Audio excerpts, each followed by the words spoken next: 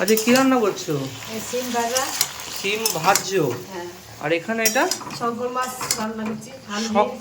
শঙ্কর মাছ? হ্যাঁ হ্যাঁ। শঙ্কর মাছ আলু দিয়ে একদম ঝোল। হ্যাঁ। এটা কিন্তু হেভি মাছ, মানে হেভি হয় এটা, পুরো একদম মাংস নাকি মাংস রান্না করবো, তাই তো? হ্যাঁ হ্যাঁ। বন্ধুরা আজকে হচ্ছে এখানে শঙ্কর মাছ আলু দিয়ে ঝোল, আর হচ্ছে মা সিম ভাজা। আর কি করছো মা? আর ডাল। আর ডাল। তো ভাত হয়ে গেছে?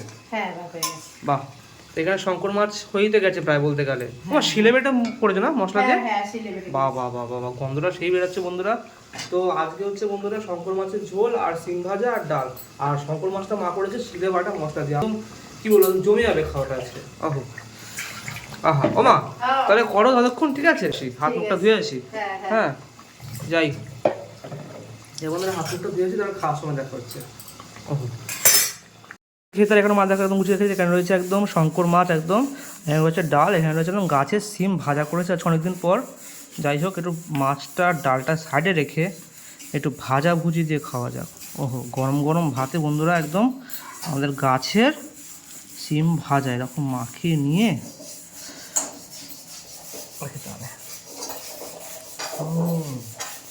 আহা, একটু ভাত ভেঙে এখানে একটু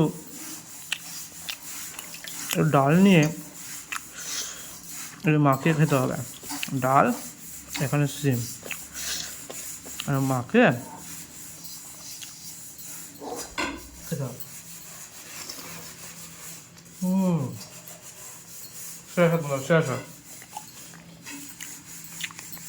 সবাই যেন শঙ্কর মাছের তরকারি একদম ঝেলে নেবো ভালো করে। ও এরকম 2 পিস শঙ্কর মাছ বন্ধুরা। ও সেই একদম মাংস ফেল বন্ধুরা। যাই হোক, এরকম একটু ভাত, যে আলু একদম, আর এখানে একটু এই যে একদম এই যে মাছ, ভাতের সাথে মেখে নিয়ে ভালো করে এবার এখানে এরকম করে আর খেতে হবে।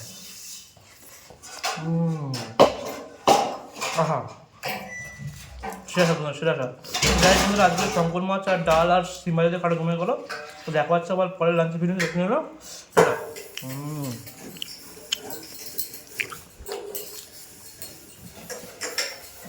আহা।